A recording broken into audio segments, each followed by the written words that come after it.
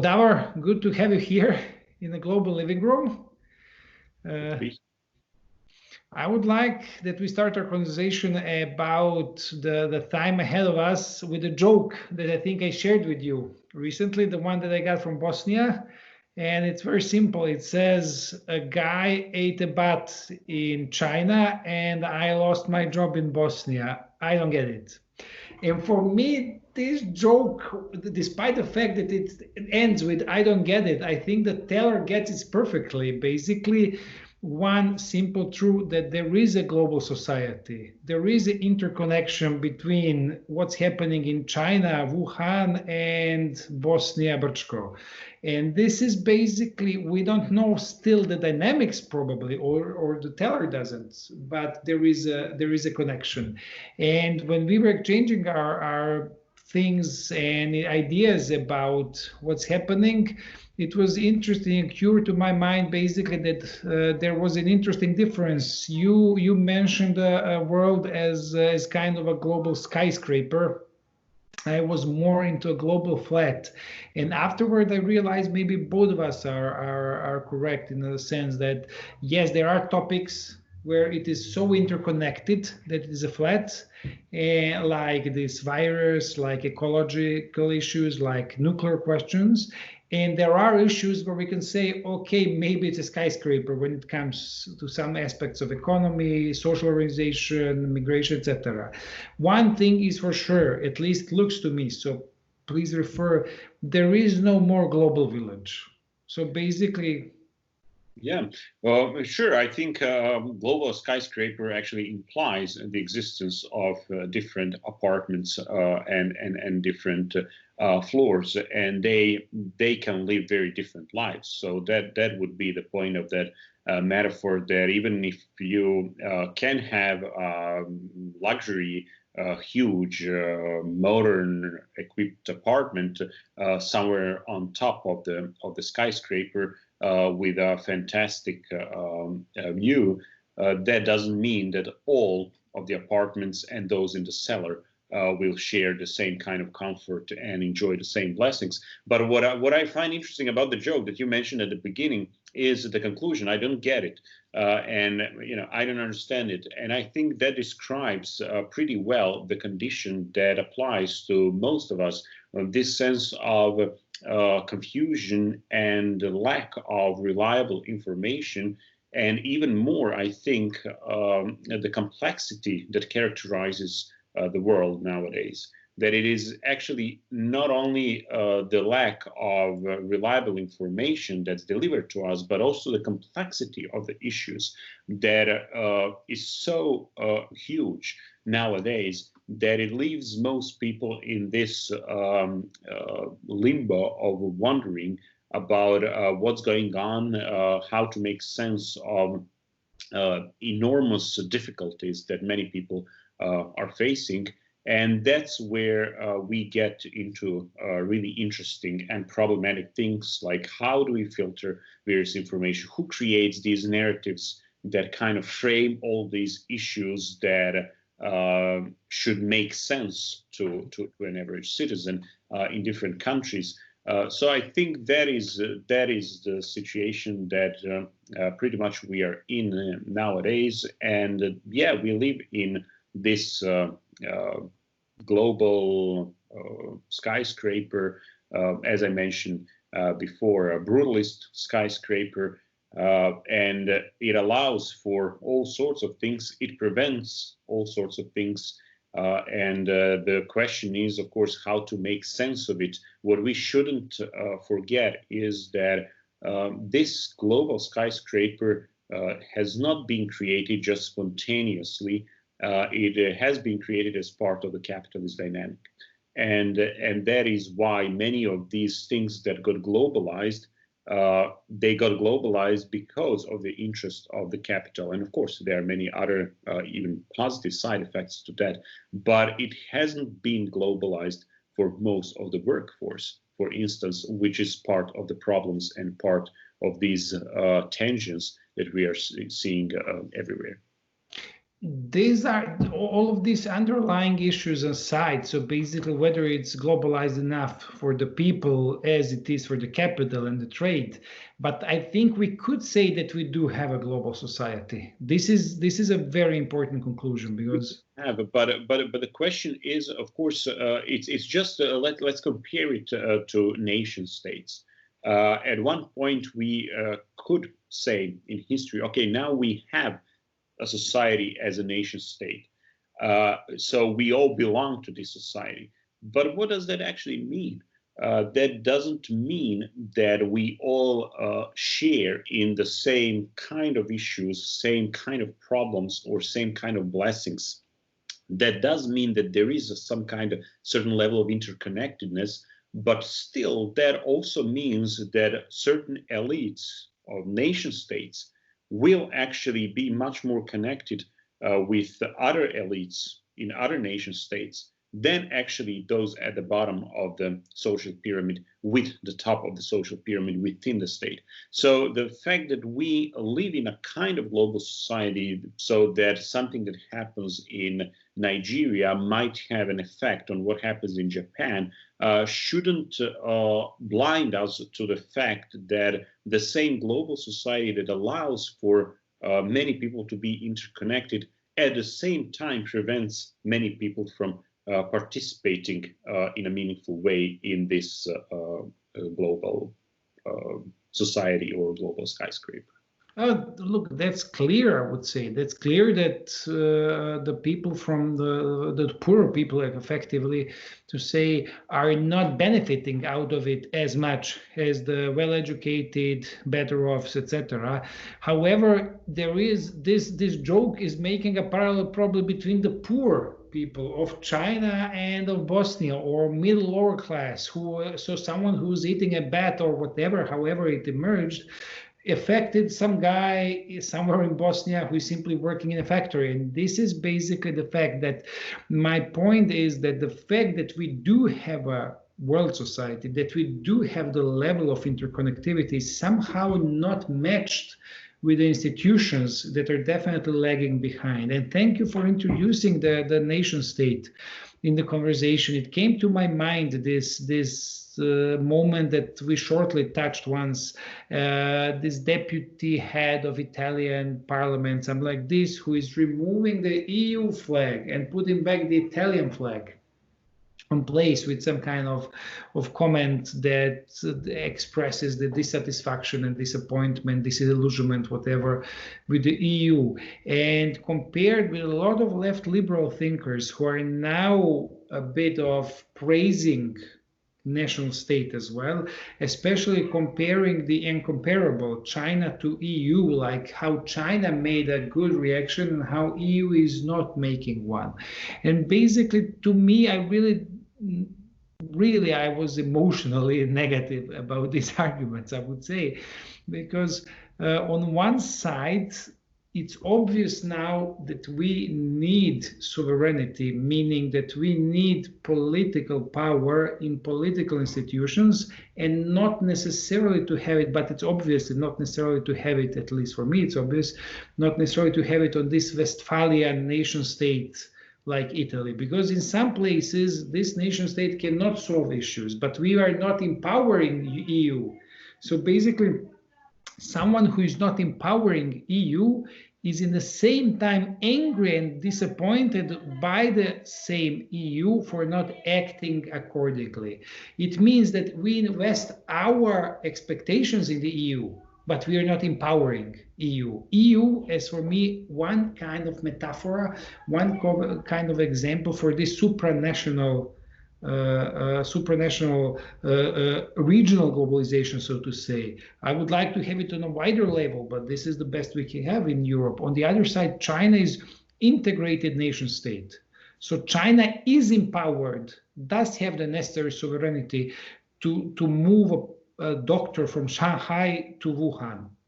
And then it's capable of making a good and coordinated answer. On the other side, Europe is not empowered to move a doctor from Copenhagen to Ravenna or somewhere else. And this is basically this disparity. And I'm not clear why some people are in love with nation state.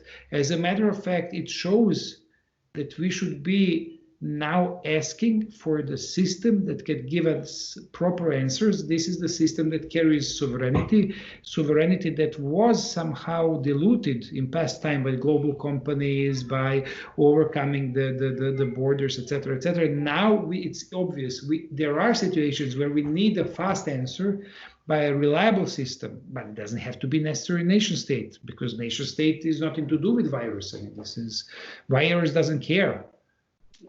Right. You touched upon so many interesting topics and issues. One big problem, I think, that we are facing nowadays when we try to reflect about global processes or local processes, for that matter, and also what we find in social theory, in people like Habermas and others, is that we very often tend to presuppose that people behave predominantly rationally, and that their societies are guided by rational thinking and behavior, and therefore all the decisions and reflection upon them should also follow the same pattern and take that into account.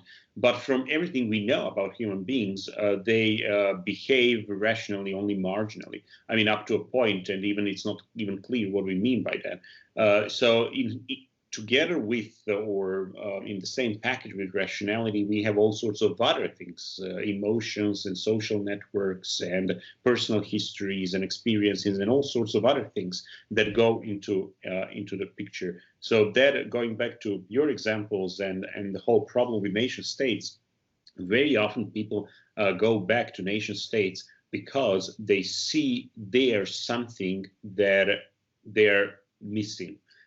Whether emotionally or rationally or in any other way.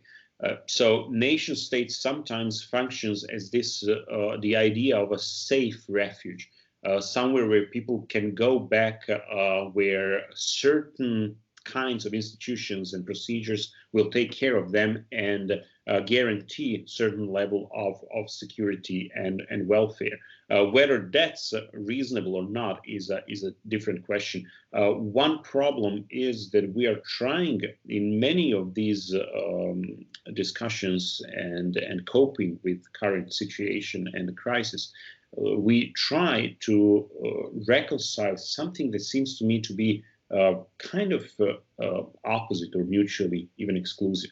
So on the one hand, we want efficiency. We want strong mechanisms that can effectively deal with all sorts of problems on such a magnitude like a pandemic. So we want them to be efficient both locally and globally, because as we said, this is interconnected. You don't have, or you have very few pockets in the world that are isolated enough not to be affected by major global processes. But on the other hand, we also want a certain level of liberties and freedoms and individual rights and democracy and all of that, at least in certain parts of the world. These things don't necessarily go hand in hand. You need a very highly developed democratic culture and institutions and tradition of democratic culture and a trust between the general population and their governments to be able to somehow balance out the question of democracy and efficient response to certain crises. Normally what you have is that efficiency is always takes precedence over democracy. If you want to have efficient responses from political structures, that is more probable to happen at the expense of democracy and certain liberties. So that is just one example of many contradictions that we are facing when we talk about global processes and globalizations. And the real problem is, of course, how all of these global processes are depicted in a local context, how the media, how the educational system, and so on and so forth, public intellectuals depict what's going on in a local context, because that frames these issues for the local population. And that's the reason why in some countries you'll have people opting more for nation states kind of solutions and national sovereignty. In other contexts, you'll have people who say, well, we need actually kind of global structures to fix these issues. So basically, if I understood you well, I would say that we have a common ground to say that the people are looking for something that can be called reliability. So reliability, that someone can protect me, that someone can provide me with, etc., etc. And then if we are somehow angry at the EU, which is happening, and even a day or two ago, the EU Commission was even apologizing for the response of EU. There is obviously a lot of hopes and expectations invested on one side. And on the other side, this is not matched with the institutional competencies and powers, because EU is not a sovereign. EU is basically multilateral agreement still, and it still acts very clumsily as a multilateral agreement. So basically, in order to provide the help, we needed the meeting of all Minister of Finances of all EU, and this cannot be. So basically, this is protecting the procedures and the representation of countries on this level. However, it's definitely done on the expense of effectiveness. And as you said, if we say that these national structures are still some kind of corner of trust for people, that they are well represented, that their rights are well preserved in Europe on this level, it means that basically we are somehow then doing this trade-off. So we are not effective because we want some additional protections that we see, that we think that we have in national states. This saying, I would really then compare. I would really emphasize that it's not possible to compare China as effective system of 1-point-something billion people and EU as disaffective, not effective system of something like 500 million people. And these two are incomparables, simply. Yeah, should not be compared. Yeah, I mean, they can be and don't need to be compared. Depends on what we are comparing and to what purpose. The point there, I think, is that yes, people expect certain kind of response. They need certain political structures to be reliable. The problem is that the EU level for most EU citizens is so remote that they don't perceive that as in any direct or meaningful way related to their daily lives. So nation state level, national political structures, governments, parliament, and so on, are also pretty removed from everyday life, but at least they are much closer and they are more visible mechanisms that you can use in order to put some pressure on that. It is very unclear to an average European citizen, somebody from Italy, somebody from Spain or Slovakia, to see what is that they can do to put some pressure on the EU level and how this EU level is supposed actually to act when you have a situation of crisis. And there are some things there that I think the EU should actually take into account, and its political structures and representatives, if they want the project to survive. Because for all the practical purposes that an average citizen can see as a benefit, so one benefit is that you can travel freely without borders, sure, but you can do that also with passport from Switzerland, which is not part of the EU. So that's kind of an indirect effect of the EU integrations. Apart from that is for certain countries of the EU that you can use the same money, but that euro, but that's also not for all. And what unites Europe basically is most of its parts is that you can make telephone calls that cost the same within, let's say, Slovenia, and when you call from Slovenia to Germany.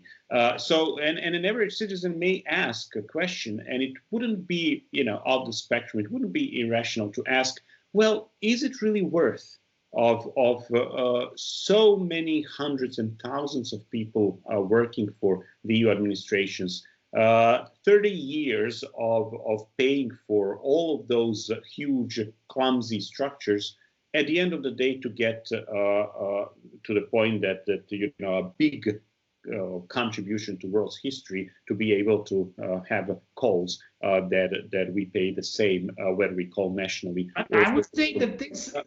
And that is I'm trying to point to what perspective of citizen, yeah, perspective that an average citizen might have, and very often do have. So if you have such a situation, and what I just described at one small stupid example can actually be generalized, and we can see something similar in many other domains, that poses this hard questions: how local elites will use such situation. So it is not so incredible to expect the rise of the right in many EU countries, because if you have something resembling the situation that I just tried briefly to describe more as a caricature than an actual depiction, then it is very easy to expect people who would say, well, because the situation is such and such, the only reasonable way forward is to strengthen our local political system, and that political system can actually take care of you, and you can see the benefits of that. And actually, the EU is taking away many things from us, so we want things to get back to us, and of course you need some powerful ideology to feed it. It seems to me that basically one of the key issues is, as you mentioned, that the nation states are governing still the narratives that are somehow present in the local cultures, in the local media. So you have these various local narratives that are built up, and then first we don't know what is the feeling of citizens of Iowa to the Washington federal government. On the other side, we don't know what is the feeling of some people in Shanghai. Can they influence Beijing policies of People's Republic of China? On the other side, we are having expectations that only United States of Europe can match. So when it comes to fighting of coronavirus, when it comes to build up or rebuild up of economy after it, and then by the same people who are threatening to even walk away from this present level of integration. And then we are not even praising, and I completely agree with you that this would be a citizen's perspective, but there are some additional perspectives that are deep-rooted values of EU. For example, peace. Peace should not be taken for granted. Peace is something that this is almost unprecedented in European history, this long term of peace that we have since 1945. On the other side, the response that only in the global companies world, global companies are definitely the biggest challenger, not only to the nation state, of course, but to the sovereignty as a notion itself. So basically, in many aspects, global companies are endangering political powers that is performed through political institution, taking it out of it and basically performing a social power that's happening through not political institution, and then losing any kind of guarantee that things are happening in the common interest. Vice versa, it's happening in private interest of corporations. And basically, when we look, this is my favorite example, I think we once talked about it, this global data protection regulation, GDPR. So that was the moment when European Union as a whole managed to give a strong answer to these huge companies like Netflix, Amazon, Facebook, Google, or Apple. And basically, and we know for sure, I think we for sure know that Denmark or Sweden or Slovakia or Poland or Spain or Italy alone could not give any similar answer to these big global challenges. So basically, and this is my impression, we are faced with a global corporate capitalism that is unprecedented, basically, really unprecedented. We are faced with the level of global exchange that is as well unprecedented. But it comes with a price. It comes with the price of destroying the ecology. It comes with the price with pandemics. It comes with the price of potential global conflict.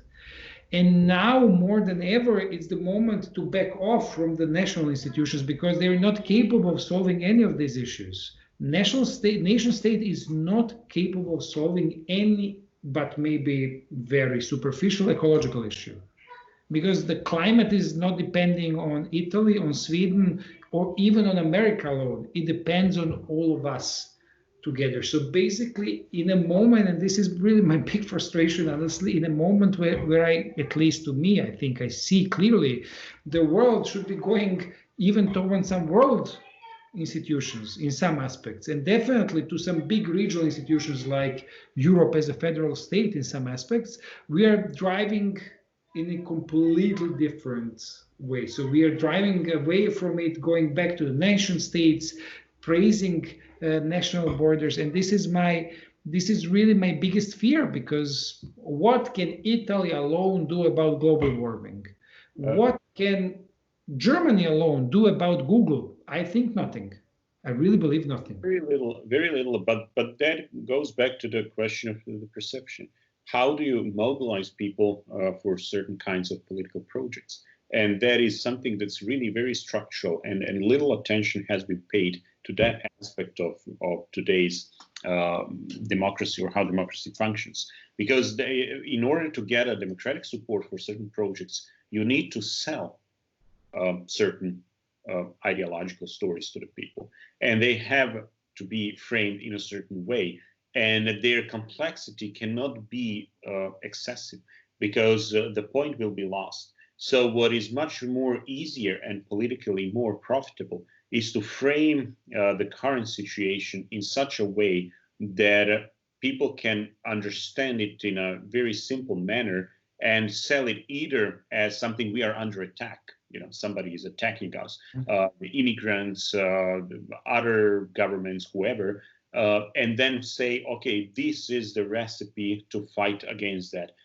It seems, reasonable. People can go for it. The fact that there is very little you can do if you're a small country, even an EU country, not one of the strongest, there is very little you can do to counterfight global capital and global corporations.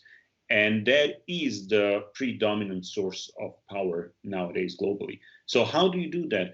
Do you strengthen nation states, or do you strengthen something as the EU structures? But then some might object to that. Well, the EU started as primarily an economic prospect. So it was something that from the very beginning, in a certain sense, apart from this peace issue, which is important, as something that was designed to benefit the corporate sector within Europe and also outside of Europe. So in a certain sense, if it's designed to benefit the corporate sector, there is something, and the corporate capitalist sector, there is something imminently anti-democratic about it.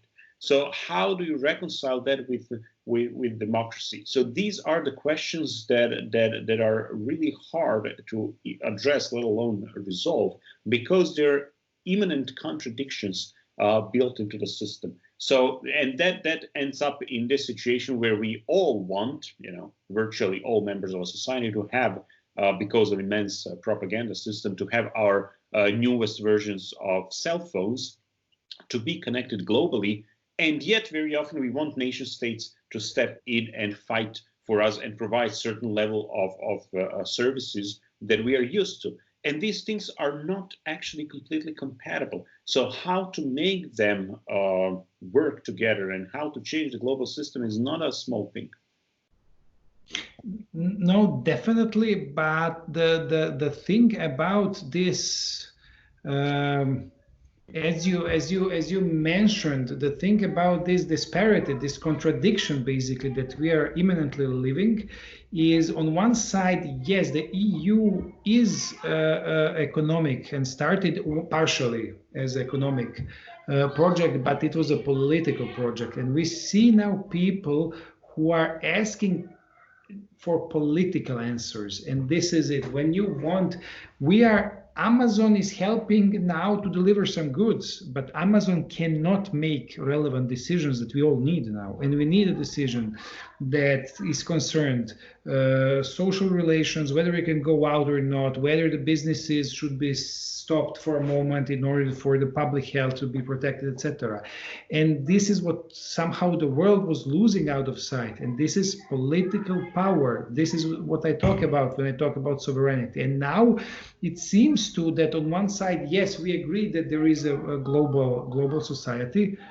On the other side, we see the challenges it poses now, and virus is one of the effects of the global society, and I don't see a possibility much to go in reverse now to really spread the world apart.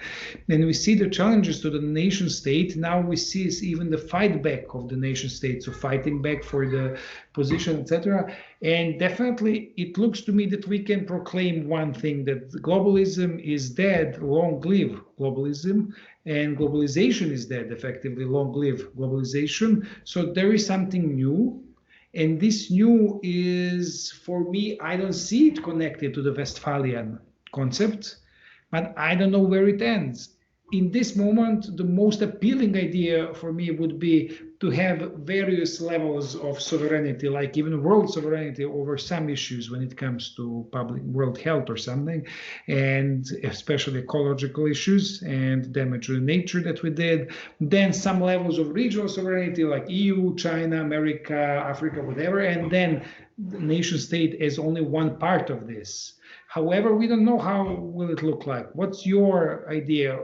What would be, that would be my preference. I'm not telling that it will happen. Unfortunately, I'm even pessimistic that it will go the other way around. What would be your expectation that will happen, and what would be your wish that should be happening in this new coming globalization? Yeah, that I'm not. I always stick to famous Gramsci's proverb. That we should keep the optimism of the will and the pessimism of the mind.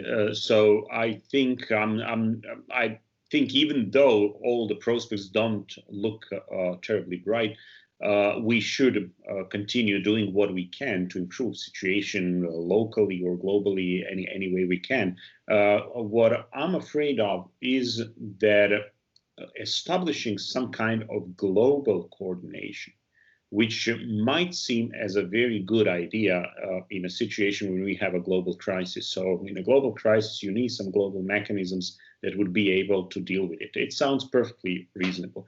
The problem with that is that it would be very naive to believe that the people who would try to be in charge of that would be the most benevolent people in the world, trying just to bring about all the goods that can save the world. I think what is much more realistic scenario is that those centers of power, whether it be corporate power, primarily probably corporate power, in their symbiosis with the governments, would actually establish such a system.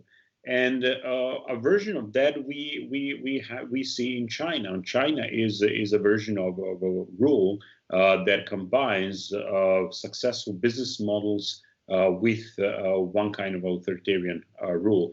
I don't see why would the global system seem differently. Maybe it would be advertised in a Hollywood version of the production, so that it looks nicer and nicer lights and a nicer kind of production. But it doesn't mean that it wouldn't be a very ugly place to live in. If we go back to our metaphor of the global skyscraper, it can be also a global prison, and even if you paint the walls of those cellar rooms to be nice pink colors, that doesn't change reality, that it's still in the cellar and you still cannot get out of it. So for me, the question would be, how do we make those changes more democratic? How do we strengthen democratic processes in various parts of the world? And that seems to be the biggest challenge, because we see a real erosion of democracy, even in what we believe to be like the most advanced industrial countries and most advanced democracies. It probably comes back to the fundamental question, and that is the incompatibility between capitalism and democracy. And since the current version of globalization is predominantly a capitalist or neoliberal version of globalization, it is predictable that it wouldn't go well with democracy, that it would try to suppress democracy where it can, because democratic interests and the interests of big capital are mutually exclusive. And that is, I think, the fundamental contradiction that needs to be addressed. Look, I wouldn't say necessarily that they are mutually exclusive, but they are simply ontologically different, meaning that when it comes to the final question, okay, do we go this way or that way, then the answers might be significantly different, but not all the way, because they were walking together in some kind of what seemed at least as a happy marriage. And I would say myself that they are already divorced for some time, capitalism and democracy. And one of the things that we should be discussing in the global living room in the some other moments to come is as well this relation and these expectations, what's coming up and what will be imposed as more relevant and for the people. However, what I dislike is first that people asking for the efficiency are definitely, as you mentioned, forgetting about democracy, etc. And now we are witnesses, at least. First, people are somehow, and you have it even in the narratives, the doctors decided so. So now the doctors are making political decisions, even in the public narrative, which is completely senseless, because no, doctors are giving some kind of assessment of facts and recommendations, blah, blah, but then it should be always to political institutions to make political decisions. But doctors cannot introduce a curfew. I hope it's clear, this is, and it shouldn't be that they're allowed. So basically what I'm afraid of, let's talk about this, is that we can be getting into some kind of anti-democratic hyper-conservatism, conserving the structures of power and economy, meaning fascism in direct translation or blunt translation of the world, some new kind. But let's leave it, maybe these things for the next time. For now, I would say, yes, we agreed. There is a world society. And yes, we agreed that nation state is now somehow struggling, and let's see what happens. What I dislike is this development with World Health Organization. It could have been expected, the one that's developing. So one politician is trying, so Trump is trying basically to move the focus of responsibility, the accountability to the World Health Organization. So the only place where we could make some kind of coordination that is not empowered enough to act, that is not financed enough to act, now they're guilty. And basically, so there is a new globalization, I would say. We agree on this. There is a new one. The old is dead, the new is here, and let's see how it will develop. Davor, I hope this was a good start of nice talks in the global living room. I think there are a lot of issues to discuss. But I think they all deserve closer attention, and I hope many other speakers will help us to unpack them and look into them more closely. Or at least to make a good question. If not giving a good answer, at least making a good question could be a good start for everyone. Davor, thank you very much, and see you soon, I hope. See you soon. Bye.